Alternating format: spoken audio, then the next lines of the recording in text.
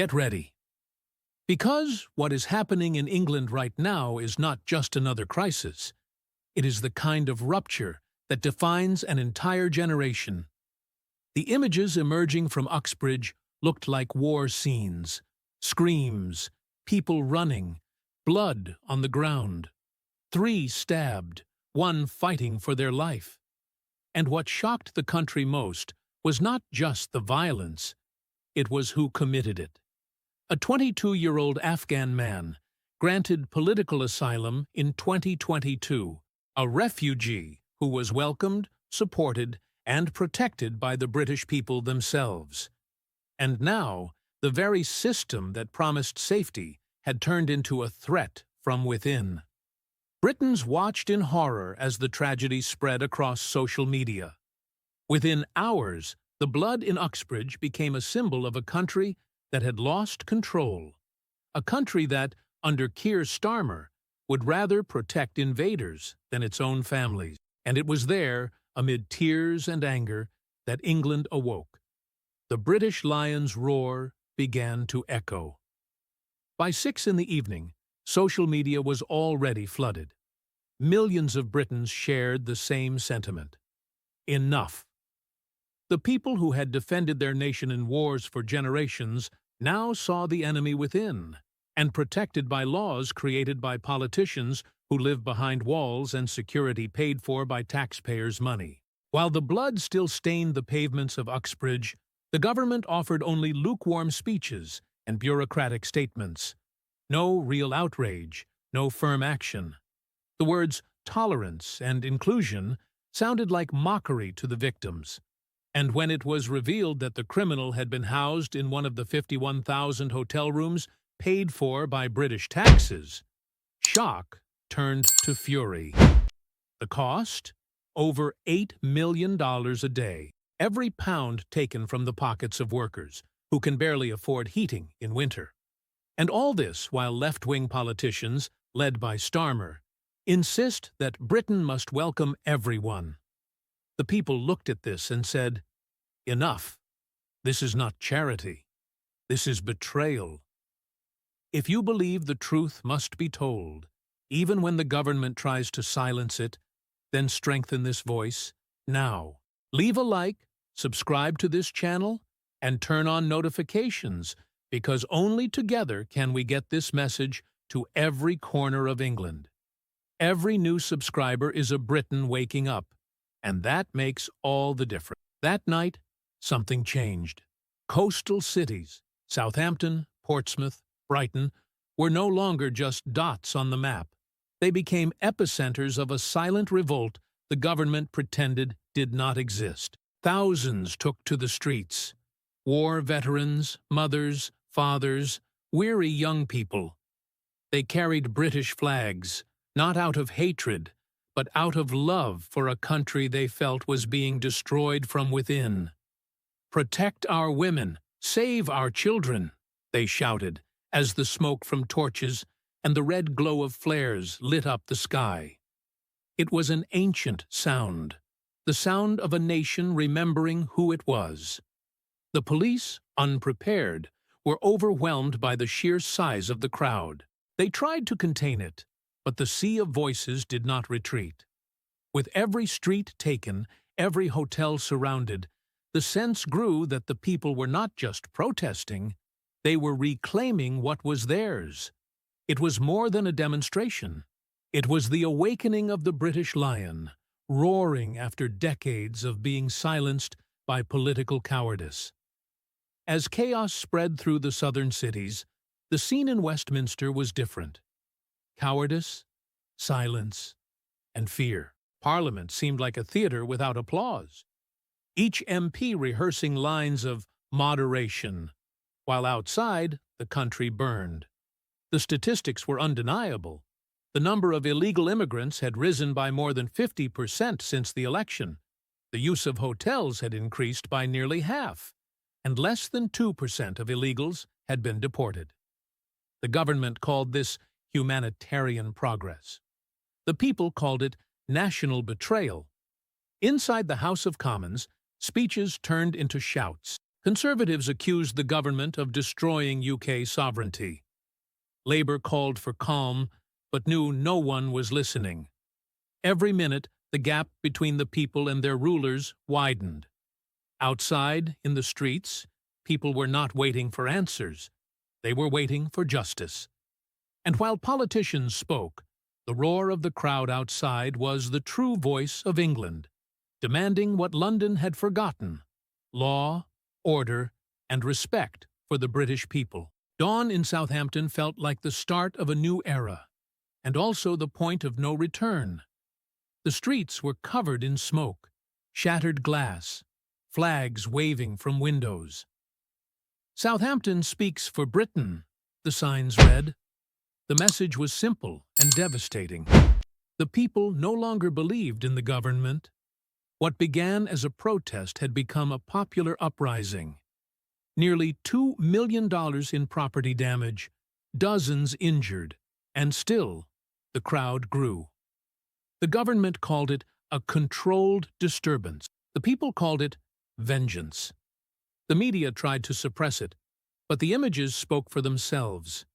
Veterans cheered by crowds, entire families marching side by side, police officers removing their helmets in respect. This was deep England, the real one, the one that built empires and won wars, saying it would no longer be held hostage by its own compassion. And while Downing Street tried to contain the flames with statements of condemnation, the whole country felt the chains breaking. The government's silence sounded like surrender. In the early hours of the morning, Downing Street looked like a besieged bunker. Ministers arrived in armored cars, faces tense, phones buzzing non-stop. Inside, the atmosphere was one of contained civil war. The Prime Minister called an emergency Cobra meeting. On the table, one topic: who lost Southampton?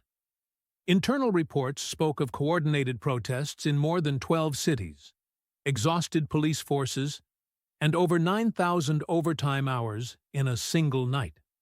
The defense minister refused to send troops, saying the country was on the brink of a conflict it cannot win. But the pressure was immense. A confidential document leaked. Operation Restore Silence. Plans for curfews, media censorship, and preventive arrest. When the people found out, the streets exploded again. Trust in the government plummeted. The pound fell. Investors fled. And the British looked at themselves and realized the unthinkable. The danger no longer came from outside. It came from the very power that had sworn to protect them. As the day wore on, the crisis could no longer be hidden. Images showed military convoys moving south, armored vehicles with UK flags crossing roads in silence. The government called it logistical support, but the people saw something else: the state arming itself against its own citizens. Leaks confirmed the fear. Police morale was collapsing. Public trust was evaporating. Then came the leak that changed everything. A phrase in an internal report said the country faced fear of itself. It was the perfect portrait of Britain under Keir Starmer, a government that fears its own people. Meanwhile, the Prime Minister remained missing, locked in number 10, unable to face the cameras or the roar of the streets. The people no longer demanded explanations. They demanded resignation. For the first time, England seemed to revive the spirit of 1940. Resist, fight, and never surrender, even if the enemy wears a suit and speaks in the name of democracy. And tell me one thing in the comments. Where are you watching this video from? I want to know how far the roar of the British people is reaching. Whether it's from London, Manchester, Glasgow, or even outside the country. Write in the comments, because the map of truth starts with you. When the government finally tried to react, it was already too late. By 8 in the evening, the main broadcasters had entered censorship mode. News replaced by cooking shows and nature documentaries. But the truth had already escaped control. Within minutes, videos of the streets, protests, and crackdowns multiplied online. 47 million views in less than 24 hours.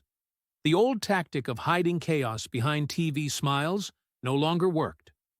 The public watched, outraged, as scenes of elderly people coughing in tear gas, mothers trying to protect their children, and veterans being pushed by police spread. The government said it had everything under control. But no one believed it. For the first time, journalists from the BBC and ITV began to break the imposed silence. Headlines asked direct questions. What are we defending? And the answer came from the streets. Our homeland, not the politicians. The UK, which for decades had prided itself on stability, now trembled under the weight of its own omission. Tensions reached their limit when the Prime Minister, pressured from all sides, finally appeared on television.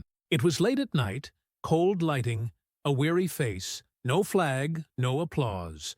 He spoke of security, values, order, but every word rang hollow. As he read his speech, thousands watched on their phones, mocking, turning his promises into memes and irony. The country was no longer listening. It was reacting. Outside, veterans sang the national anthem, but with a different tone. Send her victorious was no longer a song of pride, but a warning cry. Teachers lit candles, workers marched in silence, and every gesture was more powerful than any official statement. Inside Downing Street, the silence was tomb-like.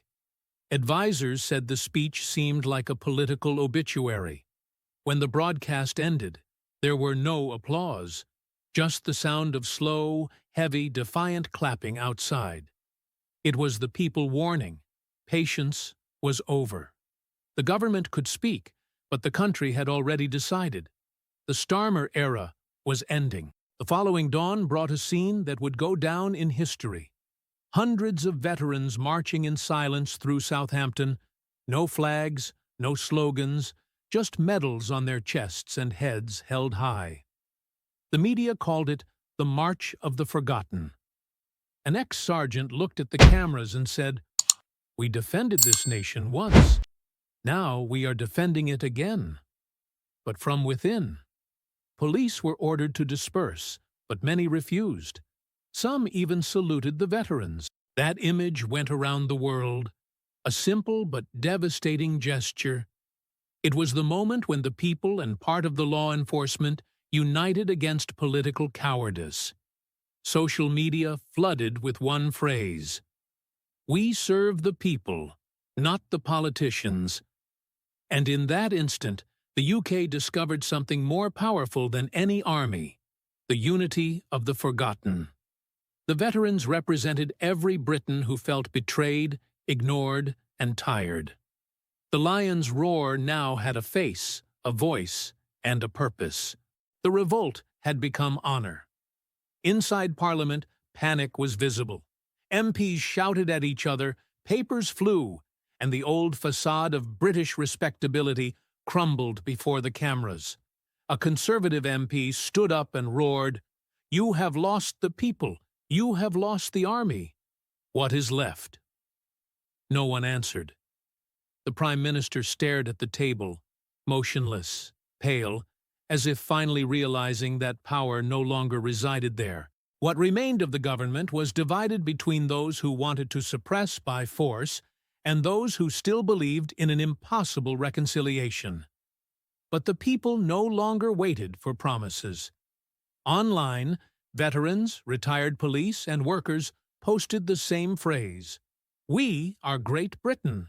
The country that once saw itself as a safe island now realized the danger came from within, from decades of cowardice, from politicians who traded patriotism for easy votes. Every second of silence in the chamber was an echo of the moral defeat of a government that no longer governed, and of a nation that was about to reinvent itself. As the sun set over London, the revolt became something greater, a moral resistance. In more than 60 cities, Britons of all ages lit candles in windows, sang the anthem, and shared videos with the same caption: Britain remembers. It was no longer about Uxbridge, nor about Southampton. It was about a generation that refused to be silenced. Priests spoke of blind kings and false shepherds. Teachers held outdoor lessons on freedom and responsibility. And even former government supporters admitted, the left has destroyed what we held most sacred: the pride of being British. The protests were now silent, but deafening. There were no more stones or fire, just the sound of firm steps, of a people who understood that true strength does not come from violence, but from memory. England was not collapsing. It was awakening, rediscovering the soul that politicians had tried to sell to the discourse of political correctness. In the following hours, Great Britain plunged into a strange silence, not of fear, but of collective awareness. The streets, once ablaze, were now clean, and yet no one felt it was over. There was something different in the air, the sense that real power had changed hands. The government still existed on paper, but authority, respect, and morality had been reclaimed by the people. They govern, but we rule, said the comments online. The Prime Minister tried to call another press conference, but no one showed up. The cameras were already in the streets, in the hands of citizens, in the eyes of veterans. The country that had always been a symbol of stability now became the symbol of popular reaction against political cowardice. From the industrial north to the coast, from cathedrals to small villages, the feeling was the same. England was not destroyed. It was betrayed. And a betrayed people, once awakened, does not go back to sleep. The lion's roar echoed again, louder, more aware, more free. The next morning, the United Kingdom woke up different. There were no speeches, no promises, no headlines of hope, just a heavy silence, the kind that precedes great transformation. The government stood, but respect had evaporated.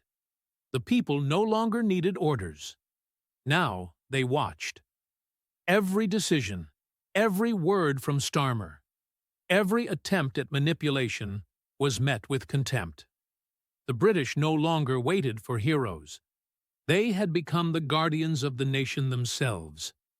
From Uxbridge to Southampton, from London to Manchester, the truth was the same. England had never been broken, only ignored. And now, having found its voice again, it had no intention of being silenced. The lion that had been silenced for decades was awake, eyes open, vigilant. And when the people remember who really rules, no government, no matter how powerful it thinks it is, can silence the roar of freedom.